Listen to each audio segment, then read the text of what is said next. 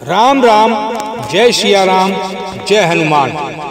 मैं आपका दोस्त, आपका भाई शिव पाठक आज फिर हाजिर हूँ आपके अपने चैनल पर।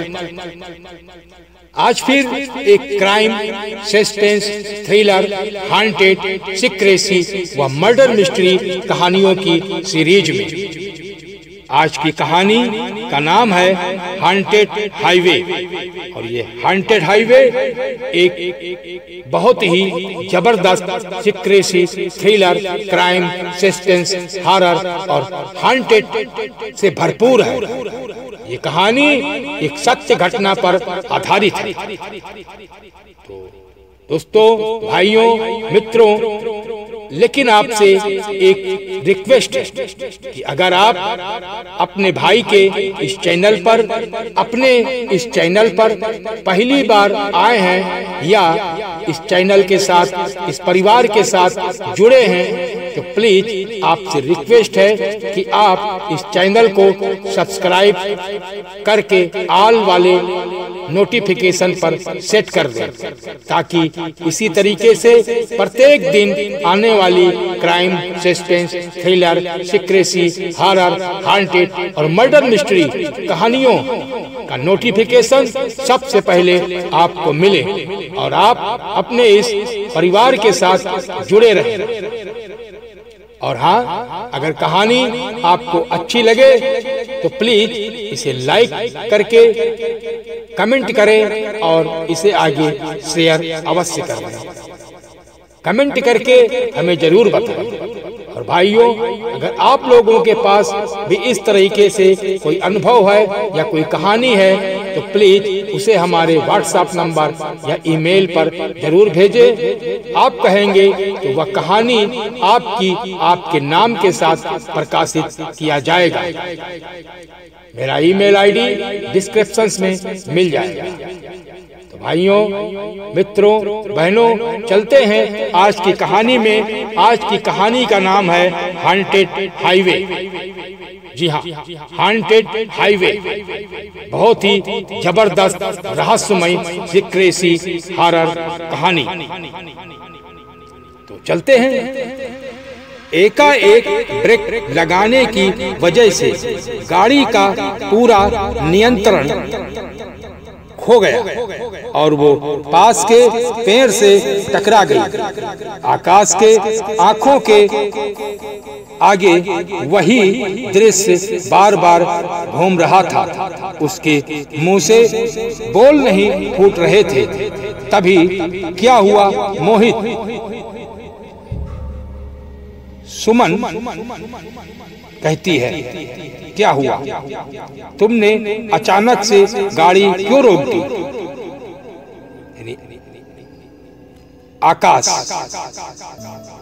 आकाश ने कहा, सुमन, एक्सीडेंट हो गया मुझसे। वो औरत, उस औरत को बच्चे समेत मार डाला मैंने। सुमन, जो आकाश की पत्नी थी, उसने कहा, ये तुम क्या बोल रहे हो? किस औरत को तुमने मार दिया? आकाश ने कहा, सामने देखो सुमन। सुमन, सामने क्या है? सामने तो कुछ भी नहीं है। आकाश, जो सुमन का हस्बैंड था, गाड़ी ड्राइव कर रहा था, तो आकाश कार की विंड स्क्रीन से सामने की ओर देखता है और वहाँ ना तो कोई औरत थी और ना ही उसका बच्चा। दूर दूर तक वो हाईवे सुनसान पड़ा दिख रहा था। सुमन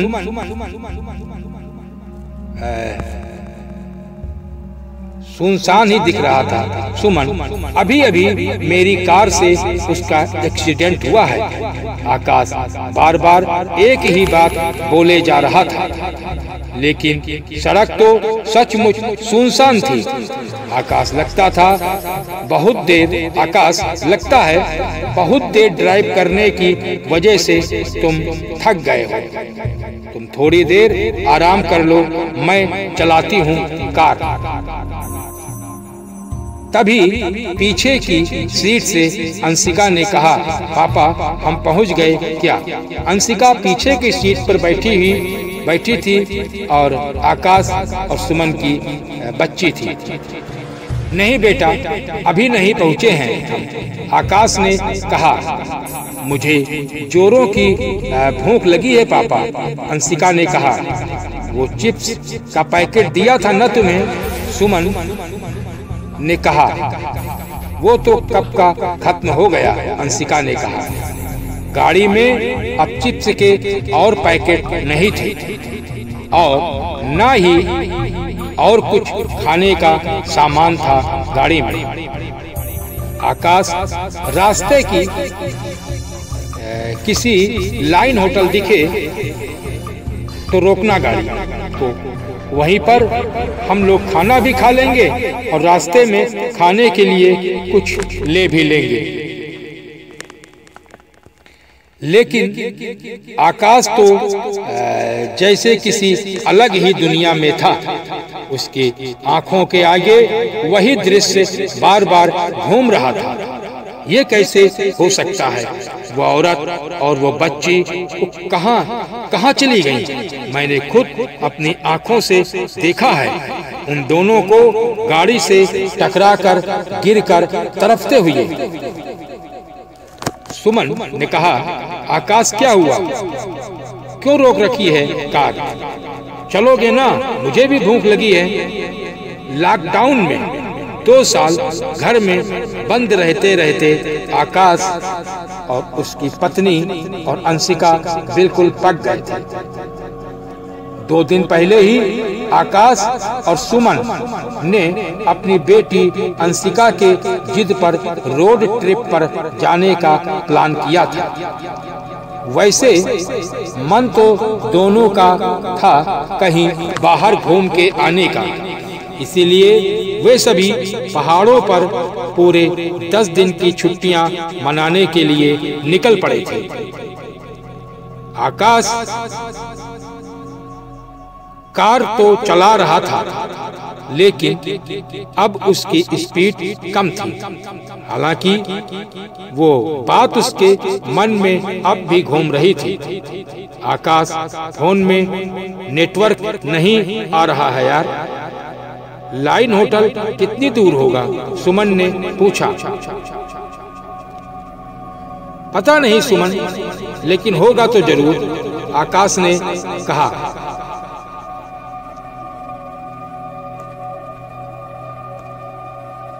आकाश ने कहा कि पता नहीं है, लेकिन होगा जरूर। ये नेटवर्क भी ना ऐन मौके पर चला जाता है। सुमन ने अपने फोन को देखते हुए कहा, मम्मा मैंने कहा था ना और चिप्स खरीद लो, लेकिन तुमने मेरी एक भी नहीं मानी।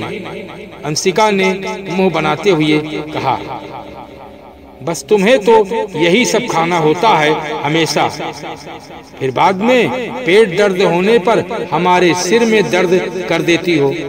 सुमन ने गुस्से से कहा।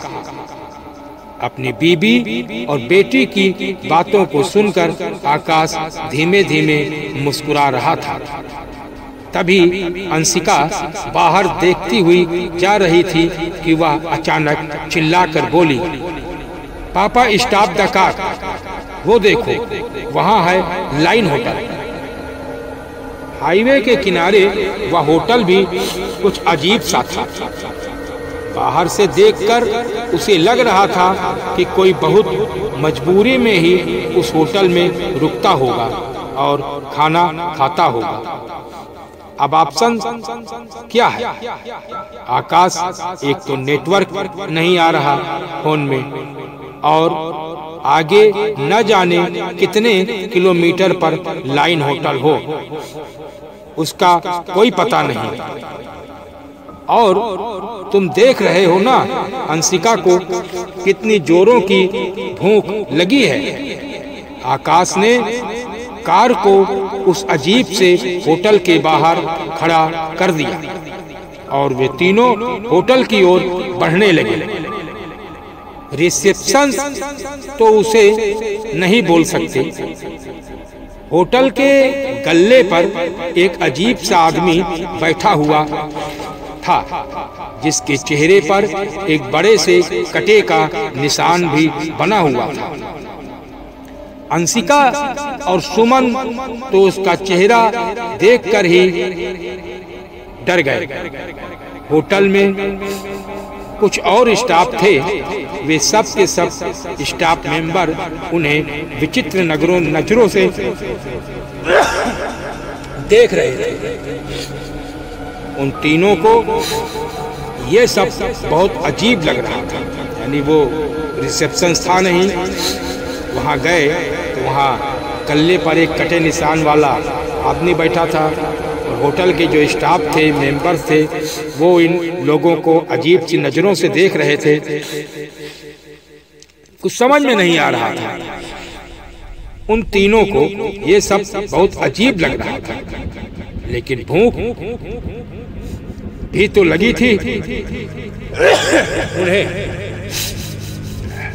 तुम खाना ऑर्डर करो, हम फ्रेश होकर आते हैं, सुमन ने कहा। वॉशरूम किधर है भैया? सुमन वहाँ के एक स्टाफ से पूछती है। वॉशरूम वो तो नहीं है मेम साहब, होटल के पीछे एक कुआं है, आप हाथ मुंह वहीं धो लीजिए, और पीछे एक खाली मैदान भी है।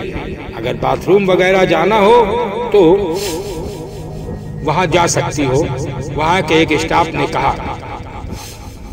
सुमन और अंशिका दोनों मुंह बनाते हुए होटल के पीछे चले जाते हैं। भैया खाने में क्या क्या है? आकाश ने पूछा। साहब हमारे यहाँ केवल वेजिटेरियन खाना मिलता है, आप बोलिए क्या खाएंगे?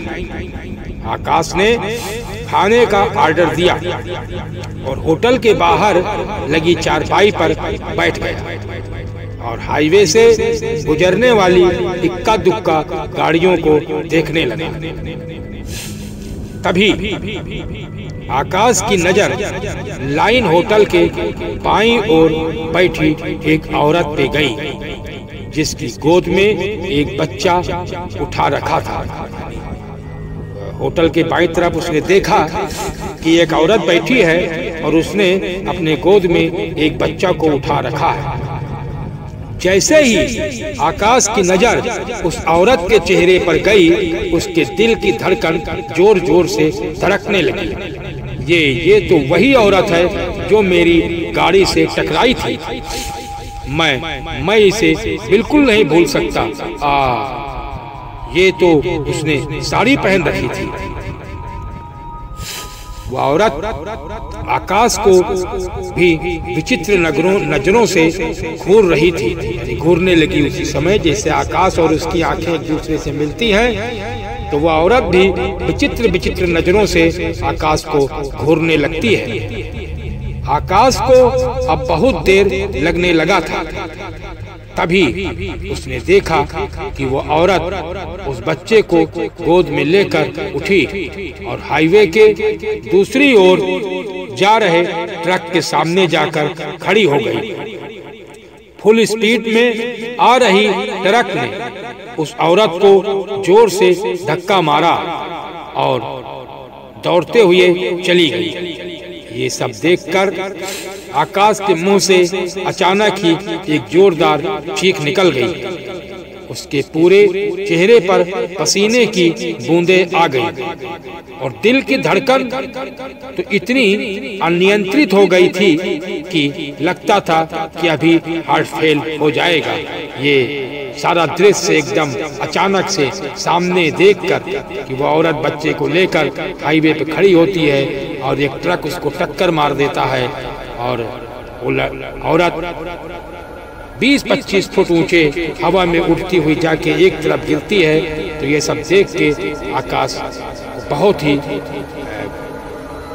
अचानक से उसे उसकी हार्ट इतनी तेज हो जाती है, दिल की धड़कन, कि वो बड़े मुश्किल से अपने ऊपर नियंत्रित करने की कोशिश करता है। वह बिल्कुल शांत हो जाता है। तभी उसकी पत्नी सुमन भागते हुए आई। तभी उसकी पत्नी सुमन जोरों से भागते हुए उसके पास आती है और आकर के उससे कहती है, जोरों से भागती हुई उसके पास आती है और आकर के उससे कहती है कि आकाश, अभी वो आकाश आकाश ही कर रही है, कुछ बोल नहीं पा रही थी ठीक से कि वो क्या कहना चाहती है, और लेकिन वो भी एक तरह से घबराई हुई थी कि वो जो है क्या कहना चाहती है ये समझ में नहीं आता है आकाश को। और आकाश भी बहुत ही परेशानी की मुद्रा में उसे देखता रहता है।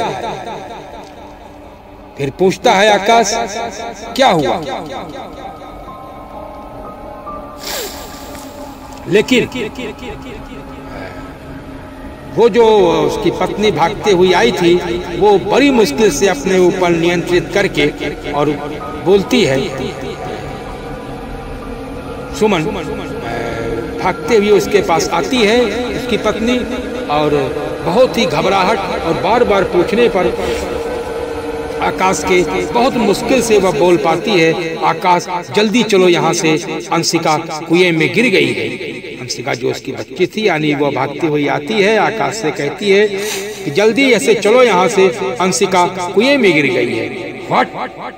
अंशिका कुएं में गिर गई है, लेकिन कैसे? आकाश ने पूछा। आकाश अपनी पत्नी के साथ भागता हुआ होटल के पीछे गया जहाँ कुआं था। कुएं में अब भी अंशिका के चिल्लाने की आवाज आ रही थी, पापा पापा, मम्मी मम्मी, बचाओ।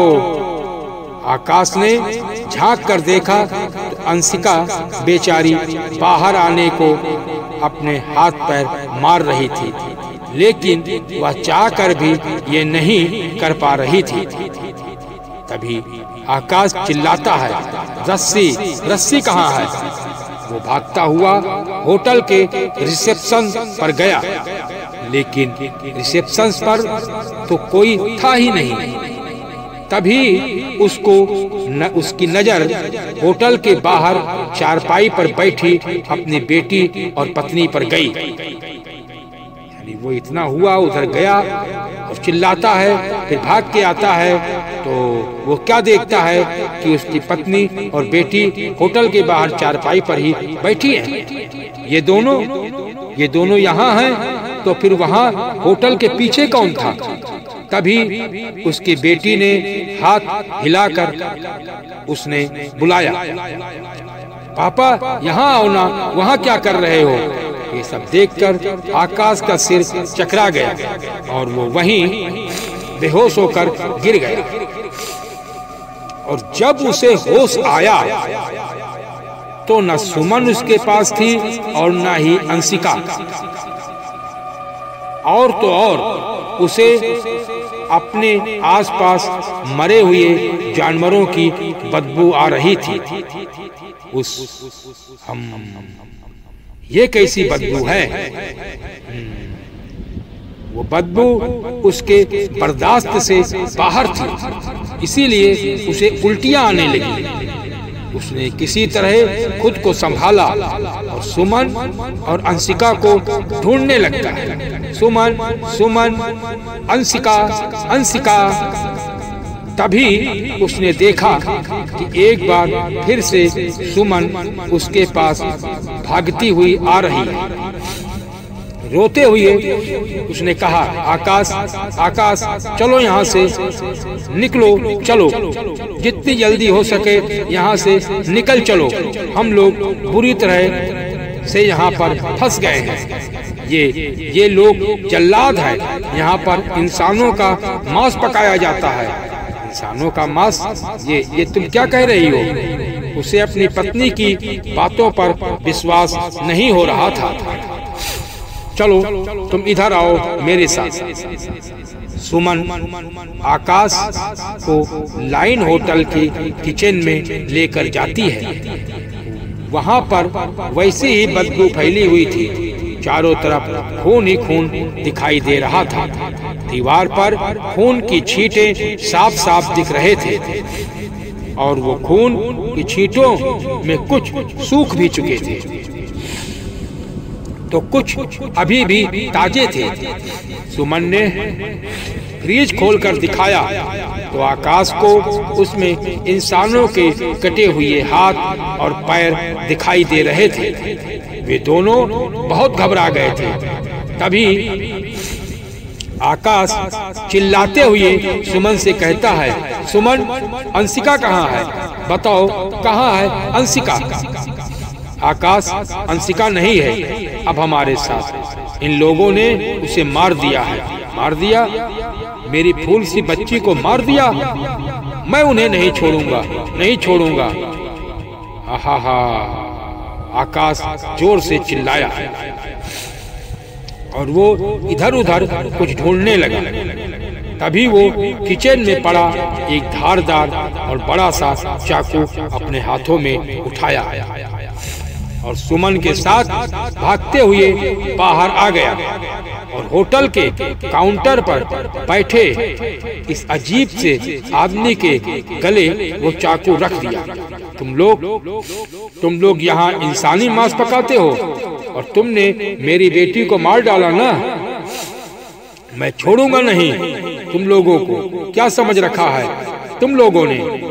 आकाश ने होटल के मालिक पर ताबड़तोड़ चाकू से हमला करना शुरू कर दिया। यानी वो इतना कहकर जो वहाँ बैठा हुआ था रिसेप्शन पर मालिक गले के पास, उसके ऊपर उसी चाकू से लगातार हमला करता चला जाता है और अपना आपा पूरी तरह खो देता है, क्योंकि अपनी बेटी के लिए वो तड़पता है और उसे ही गुनाहगार समझकर उसके ऊपर चाकुओं से हमला करता है और हमला करना शुरू कर देता है। और वो तब तक उसको मारता रहा जब तक वो मर नहीं गया, तब तक उस पर चाकू से वार करता रहा। उसे मारने के बाद एक बार फिर उसकी नजर सड़क पर गई। उसे फिर से वही औरत गोद में बच्चे को लिए हुए खड़ी दिखाई दी। वो औरत अब भी उसे उसी तरह घूर रही थी। सुमन, ये देखो, ये वही औरत है जो मुझे बार बार दिखाई दे रही है। मैं इसे छोड़ूंगा नहीं। इसने मुझे परेशान कर दिया है। वो अपने हाथों में चाकू लिए सड़क पर दौड़ने लगा, भागने लगा। वो औरत अपने बच्चे को गोद में लिए आगे आगे भाग रही थी। सुमन भी आकाश को आवाज देते हुए उसके पीछे भागने लगी। यानी अब उस हाईवे सुनसान रोड पर रात के समय एक औरत बच्चे को लिए आगे भाग रही है। आकाश चाकू लिए उसके पीछे भाग रहा है उसको मारने के लिए। और आकाश की पत्नी सुमन आकाश को बुलाती हुई, आवाज देती हुई अब उसके पीछे भागने लगी।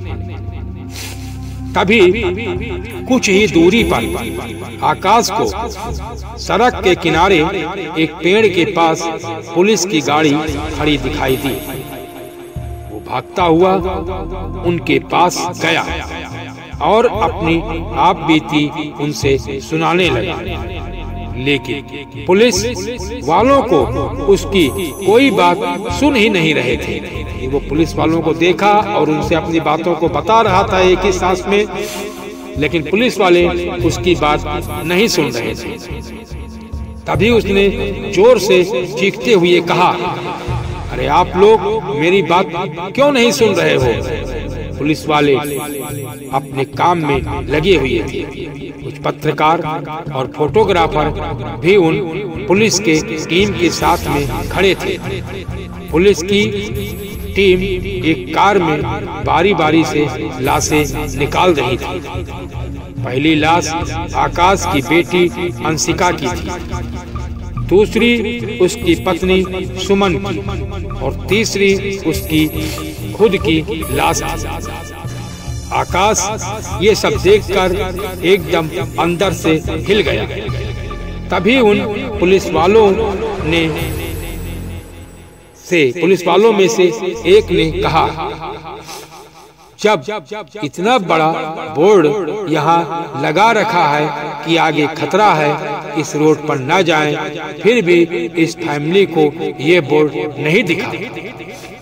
सर, ये फैमिली क्या पिछले 6 महीने से ये बोर्ड लगभग 2 दर्जन फैमिली को नहीं दिखा और वे इस रोड पर एक्सीडेंट का शिकार होकर पूरे परिवार के साथ अपनी जान गंवा चुके हैं। एक रिपोर्टर ने ऐसा कहा। यानी कि वो एक हाईवे, खतरनाक हाईवे था और उस पर शासन प्रशासन ने एक बोर्ड लगा रखा था तकरीबन पिछले 6 महीने से, इस बोर्ड पर आगे न जाएं, खतरा है। लेकिन फिर भी लोग जाते थे और उस रोड पर एक्सीडेंट होते थे और अपनी जान गंवा देते थे, ऐसा एक रिपोर्टर ने कहा। अब अगले दिन के अखबारों में हेडलाइंस में उसी एक्सीडेंट की खबर थी। एक बार फिर से सालों से बंद पड़े उस खौफनाक सड़क ने एक परिवार को मार डाला था। यानी वह जो सड़क था वो एक हॉन्टेड और हॉरर से भरपूर वो हाईवे था और उस हाईवे पर जो भी जाता था वो इस हॉरर और हॉन्टेड शैतानों की दुनिया के भ्रम जाल में पड़ जाता था और किसी न किसी तरह से उसका एक्सीडेंट हो ही जाता था। अभी इन लोगों का एक्सीडेंट हुआ था क्योंकि ये जब गाड़ी चला के आ रहे थे तो उसी समय इनकी गाड़ी अनियंत्रित हो करके और जा करके एक उससे टकरा जाती है। यानी कि वो जब ये इनकी गाड़ी जाती होती है तो इनकी गाड़ी अनियंत्रित होकर के एक पेड़ से टकरा जाती है और जिसके फलस्वरूप इन तीनों लोगों की मृत्यु हो जाती है। ये सारे हादसे इसी तरह से होते हैं और ये समझ में नहीं आता है कि ऐसा ये इस रोड पे क्या है। पुलिस ने काफी तहकीकात किया लेकिन उस एक्सीडेंट का कोई भी सुराग आज तक नहीं मिला। और ये मोहित, अंशिका और सुमन के साथ ही नहीं, उस रोड पर 6 महीने में जो भी लोग उस रोड पे गए उनके साथ भी ऐसा ही रहस्यमय सीक्रेट तरीके से ऐसा ही हुआ। न जाने क्यों ऐसा होता था और फिर उस रोड पर जाने वाले लोगों की लाशें ही मिलती थी। प्रशासन ने परेशान होकर के उस रोड पर हॉन्टेड हाईवे का बोर्ड लगा दिया और साफ अक्षरों में लिख दिया कि इस रोड से कृपया न जाए। लेकिन उस रोड पे ऐसा क्या था ये तहकीकात का विषय है और तमाम तहकीकात होने के बाद भी आज तक वहाँ पर ऐसे हादसे क्यों हो रहे हैं इसका पता नहीं चल पाया।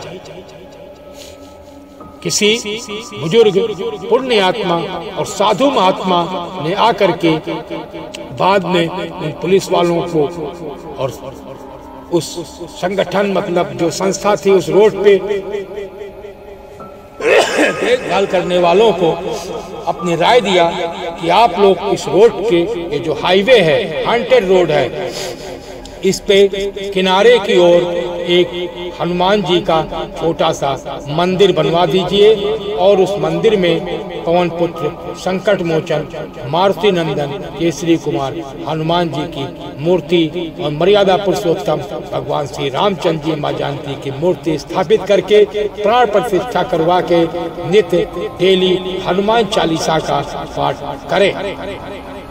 बात लोगों को समझ में आई और आज इस समय उस हाईवे पर भव्य मंदिर का निर्माण शुरू हो चुका है। क्योंकि ऐसा कहा गया है, भूत पिशाच निकट नहीं आवे, महावीर जब नाम सुनावे। संकट मोचन मारुति नंदन केसरी कुमार हनुमान जी की कृपा उस रोड पे अब होगी और उस रोड पर अब इस तरीके से आगे कोई भी घटना, कोई भी हॉरर शैतानी शक्तियां अब अपना तांडव नहीं कर पाएंगी, क्योंकि जहां पर संकट मोचन हनुमान जी की कृपा होती है वहां पर किसी तरीके से भी भूतिया शक्तियां अपना करिश्मा नहीं दिखा सकती। ये हनुमान जी की कृपा जब होती है तो कोई भी भूत प्रेत पिशाच निकट नहीं आते। आशा किया जाता है कि वह रोड पर हनुमान जी की संकट मोचन मारुति नंदन की कृपा होगी और वो रोड एक भूतिया रोड से हटकर एक अच्छा रोड बनेगा जिस पे लोग आ जा सकेंगे। तो ये थी आज की कहानी हॉन्टेड हाईवे। दोस्तों, ये कहानी आपको कैसी लगी और इस कहानी आपको कैसी लगी आप अपनी राय कमेंट करके जरूर बताएं। और हाँ, अगर ये कहानी आपको अच्छी लगी हो तो प्लीज इसे लाइक करके शेयर आगे व्हाट्सएप, फेसबुक, इंस्टाग्राम एंड ग्रुपों में शेयर अवश्य कर दें ताकि और लोगों के पास भी इस कहानी का नोटिफिकेशन पहुंच सके। और आप लोगों से पुनः निवेदन है कि आप अपने इस चैनल को बेल वाले आइकन को ऑल पर सेलेक्ट करके पुश करके सब्सक्राइब अवश्य कर लें ताकि प्रत्येक दिन इसी तरीके से horror, haunted, secrecy, murder mystery, crime व थ्रिलर से भरपूर कहानियों का नोटिफिकेशन सबसे पहले आप तक पहुंचे और आप हमारे और अपने इस चैनल में इस परिवार के साथ जुड़े रहे। तो आज के लिए बस इतना ही। कल फिर मिलते हैं एक नई कहानी में। तब तक आप सभी लोगों के लिए, जो अपने परिवार के लोग इस चैनल पर हैं, उन सभी लोगों के लिए संकट मोचन मारुति नंदन केसरी कुमार हनुमान जी से, बालाजी महाराज से ये प्रार्थना करता हूँ कि आप लोग हमेशा स्वस्थ रहे, संपन्न रहे, सुखी रहे, दीर्घायु हों। आप लोगों पर किसी भी तरीके की भूत प्रेत पिशाच चुड़ैल आदि की छाया न पड़ने पाए।